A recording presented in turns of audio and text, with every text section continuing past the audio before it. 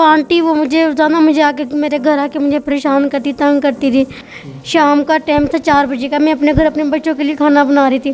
سر وہ میرے لیے 5 درندے چھوڑ کے چلی گئی. سر باہر سے دروازہ بند کیا, کنڈی لگائے, آگے کھڑا ہو گیا. سر مجھے کھینچتا رہا سر, میرے بال سے. سر مجھے انہوں نے اپنے روم میں لے کر کے سر ٹرین کے پٹریوں کے اوپر سر مجھے پھینک کر آگے سر برانہ حالت میں. سر السلام علیکم ناظرین, میں ہوں آپ کا میزبان عمر بلوچ اور آپ دیکھ رہے ہیں اردو وائرل. ناظرین, آج ایک اور بہن میرے ساتھ موجود ہے جو کہ اسی قوم کی بیٹی ہے, ہوا کی بیٹی ہے, عزت ہے, رسپیکٹ ہے. ہمارے پاکستان میں کہا جاتا ہے کہ عورتوں کو ہم تو عزت کی نگاہ سے دیکھتے ہیں, لیکن اب اس کے ساتھ ہوا کیا ہے جب میں آپ کو بتاؤں گا آپ کے کلیجے منہ کو آ جائیں گے. ناظرین, 5 درندوں نے, بغیرت نسلوں نے مل کے اس کے ساتھ زیادتی کی ہے. ان کے مکروہ چہرے بھی میں آپ کو دکھاؤں گا. 5 لوگوں نے پوری رات زیادتی کے بعد اس کو ریلوے کی پٹریوں پہ ننگا پھینک دیا کہ یہاں سے ٹرین آئے گی, اس کے اوپر سے گزر جائے گی, اس کا کام تمام ہو جائے گا, مر جائے گی تو ہمیں کون پوچھے گا. جناب, کوٹ لکھپت کے علاقے میں یہ واقعہ ہوا اور پولیس نے الٹا ان کو چھوٹے چھوٹے معصوم بچوں کے ساتھ تھانے میں بند کر دیا. جناب, ان کو کال کر کے کہا کہ آپ کے خلاف یہ مقدمہ آیا ہے, اور اب یہاں پہ جناب ان کو ہم نے بٹھایا ہوا ہے. 2 دن تک اس لڑکی کو, اس بچی کو, اس کے بچوں کو اور اس کے خامد کو کوڈلک تھانے میں بند کر دیا اور کورے کاغذوں پہ انگوٹھے لگوائے. جناب, اس سے بات کریں گے, اس سے جانیں گے اس دردناک کہانی کی کیا وجہ بنی, ان کے چنگل میں یہ کیسے آئی ان درندوں کے, اور یہ سارا کیا معاملہ تھا. السلام علیکم. وعلیکم السلام. کیا نام ہے آپ؟ مہوش نام ہے میرا. مہوش, کیا ایسی بات بنی کہ تم ان درندوں کے چنگل میں آ گئی؟ 5 درندوں نے پوری رات تمہارے ساتھ زیادتی کی اور ویڈیوز بناتے رہے. سر وہ آسیہ نام کی آنٹی تھی, وہ اکثر مجھے کام کے لیے کہتی تھی. انہوں نے مجھے کئی دفعہ کام کے لیے کہا کہ آپ ہمارے گھر آ کر تھوڑا سا کام کر جائیں, جھاڑو تپڑی برتن وغیرہ. سر میں نے اپنے ہسبینڈ سے پوچھا, میرے ہسبینڈ نے کہا نہیں میں بھی شکر اللہ میں کا جتنا میں کما رہا ہوں ہمارے گھر میں اتنا ہمارا گزارا ہو رہا ہے, آپ کو کہیں بھی کام کی ضرورت نہیں ہے. سر اس کے باوجود بھی سر وہ آنٹی وہ مجھے روزانہ مجھے آ کے میرے گھر آ کے مجھے پریشان کرتی تنگ کرتی تھی. میں نے اپنے ہسبینڈ سے پوچھا, چلو اس نے کہا کوئی بات نہیں, وہ آپ کو کہہ رہی تو آپ کر لیں ان کا کام.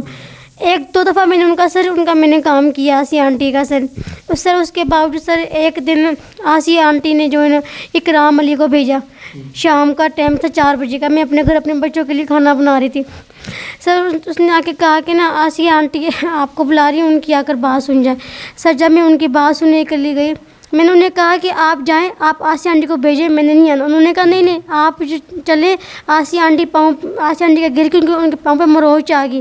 جب میں آسیہ آنٹی کی بات سننے کے لیے گئی, سر وہاں پر آسیہ آنٹی نہیں تھی. سر وہ میرے لیے 5 درندے چھوڑ کے چلی گئی. سر میں جب ان کے گھر گئی, میں نے کہا آسیہ آنٹی کی طرح, انہوں نے کہا آسیہ آنٹی تو نہیں ہے, آسیہ آنٹی نا ابھی دوائی لینے کے لیے گئی, اکرام علی نے کہا مجھے, تو آپ بیٹھ جائیں. میں کہا نہیں بھائی میں جا رہی ہوں, جب آسیہ آنٹی آ جائے تب میں ان کے آ کے بات سن جاؤں گی.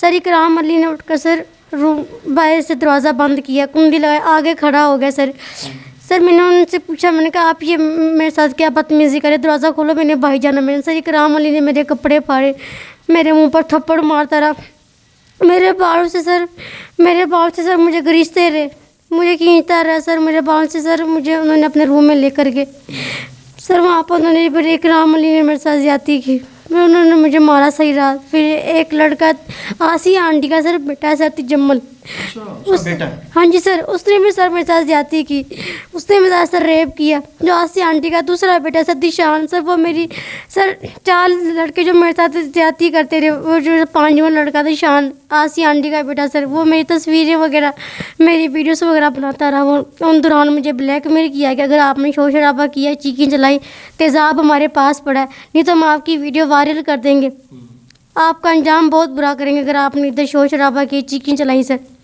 سر صحیح رات انہوں نے میرے اوپر سر بہت زیادہ انہوں نے مجھے مارا, ریپ کیا, میرے ساتھ زیادتی کی.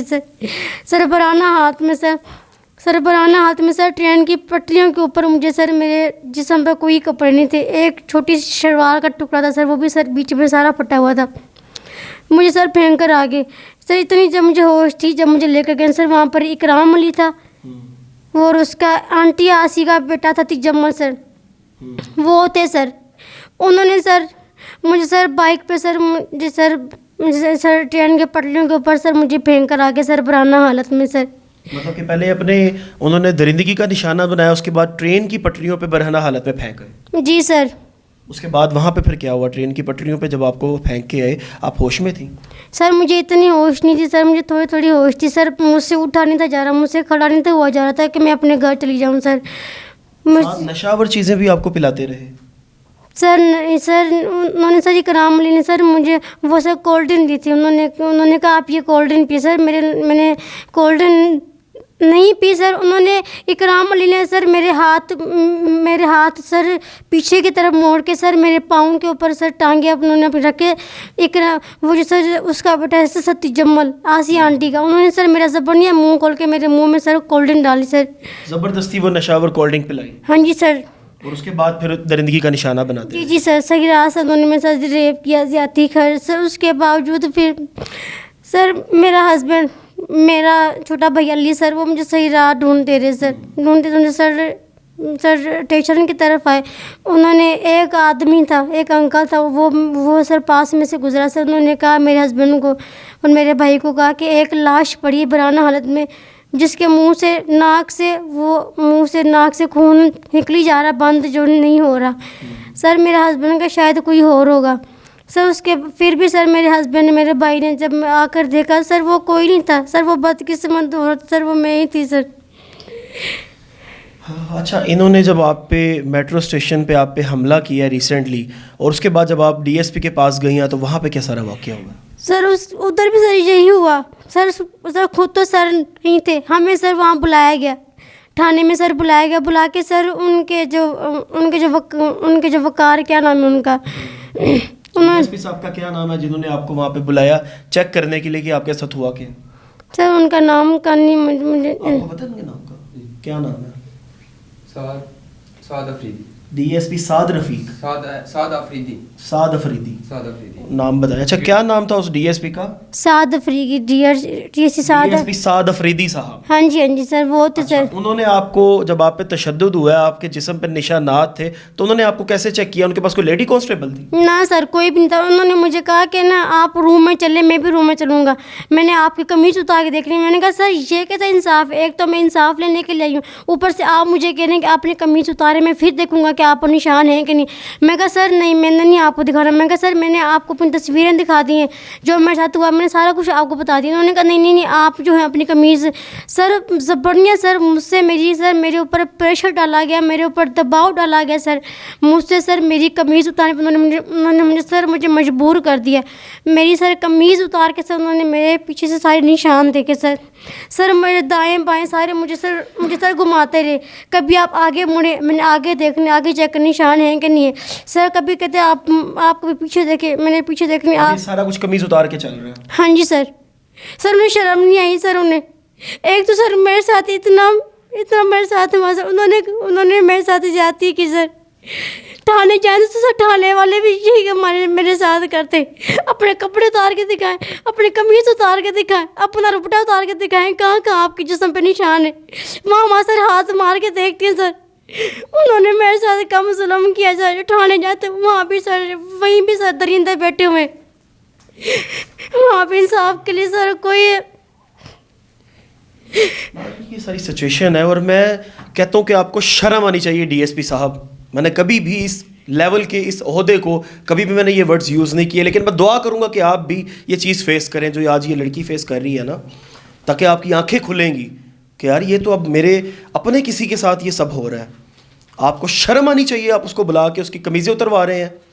آئی جی صاحب آپ سنیں، ڈی ایس پی سعد افریدی آپ سنیں اس بچی کی استدعا آئی جی صاحب کہ وہ ڈی ایس پی صاحب اس بچی کو کمرے میں لے جا کے ننگا کر کے کہہ رہے ہیں مجھے نشان دکھاؤ کہاں پہ، اور ہاتھ لگا رہے ہیں. تو ایسی کالی بھیڑوں کو سزاؤں کے علاوہ ان کو جوتے مارنے چاہیے. آئی جی صاحب سٹیپ لیں، آپ کی بڑی مہربانی ہے. اللہ کی لاٹھی بڑی بے آواز ہے، یہاں پہ سٹیپ لیجئے گا آپ. اس کو انصاف نہیں ملا.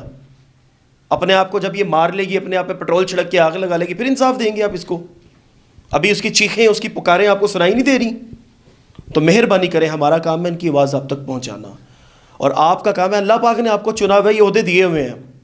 اللہ پاک نے آپ کو عہدے دیے ہوئے، اس لیے نہیں دیے ہوئے کہ صرف بیٹھ کے کھائیں پئیں، انجوائے ماریں، چل ماریں. اس طرح کے لوگوں کی مدد کریں، نہیں تو پھر اللہ کے ساتھ تو ان کے رابطے مضبوط ہی ہوتے ہیں، اور ان کی جو بد دعائیں ہیں وہ پھر زندگی بھر آپ کا پیچھا کریں گی. اپنے میزبان کو دیجیے اجازت. اللہ نگہبان.